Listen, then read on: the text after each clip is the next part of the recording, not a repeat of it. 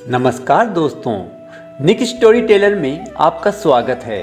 और आज की कहानी है राजा का बलिष्ठ हाथी, एक बहुत ही मोटिवेशनल स्टोरी। तो चलिए शुरू करते हैं। एक राजा के पास कई हाथी थे, लेकिन उनमें से एक हाथी बहुत शक्तिशाली था। वह बहुत ही आज्ञाकारी, बलिष्ठ, समझदार होने के साथ साथ युद्ध कला में निपुण था।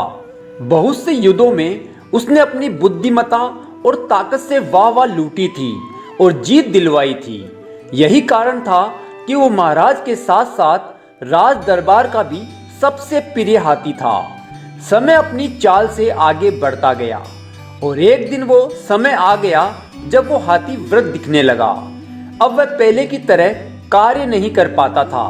राजा भी उसे अब आराम करने देते थे और उम्र के इस पड़ाव पर उसे युद्ध क्षेत्र में भी नहीं भेजा जाता था।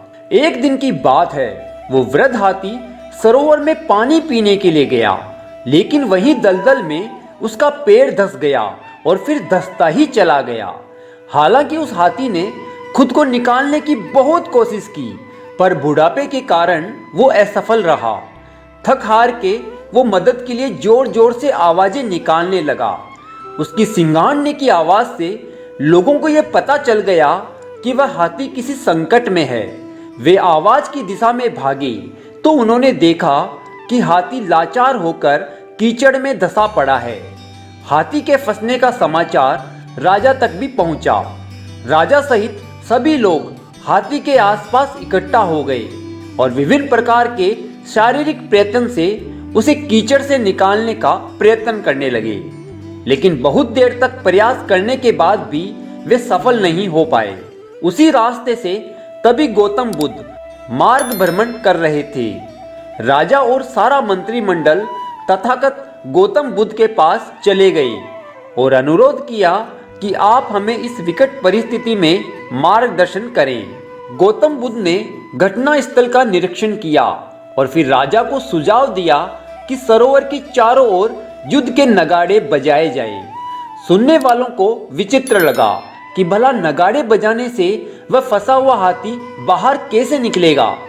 जैसे ही युद्ध के नगाड़े बजने प्रारंभ हुए, वैसे ही उस मृत प्राय हाथी के हाव भाव में परिवर्तन आने लगा। पहले तो वो धीरे धीरे करके खड़ा हुआ और फिर सबको हतप्रभ करते हुए स्वयं ही कीचड़ से बाहर निकल आया। गौतम बुद्ध ने सबको स्पष्ट किया कि हाथी की शारीरिक क्षमता में कमी नहीं थी, आवश्यकता मात्र उसके अंदर उत्साह के संचार करने की थी। जीवन में उत्साह बनाए रखने के लिए आवश्यक है कि मनुष्य सकारात्मक चिंतन बनाए रखे और निराशा को हावी ना होने दे। सकारात्मक सोच ही आदमी को मंजिल तक पहुंचाती है। दोस्तों, यदि कहानी पसंद आई हो तो इसे अपने दोस्तों के साथ जरूर शेयर कीजिएगा।